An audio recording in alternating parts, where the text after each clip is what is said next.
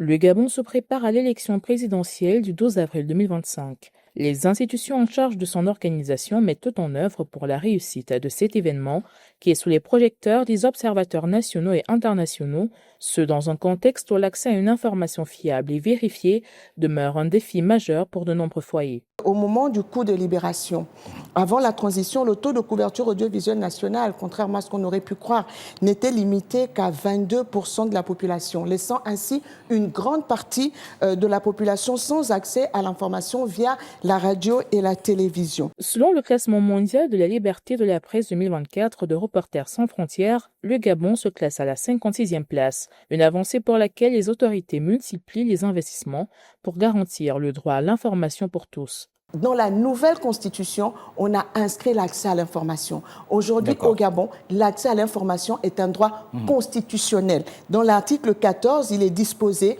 l'État garantit aux citoyens l'accès à l'information.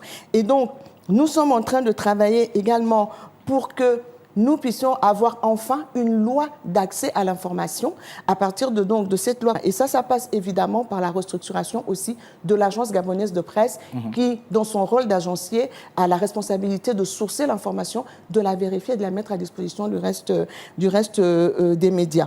En facilitant l'accès à l'information en encourageant une presse indépendante, la transition au Gabon s'inscrit dans un processus de démocratisation où la liberté d'expression est perçue comme un levier fondamental de la bonne gouvernance.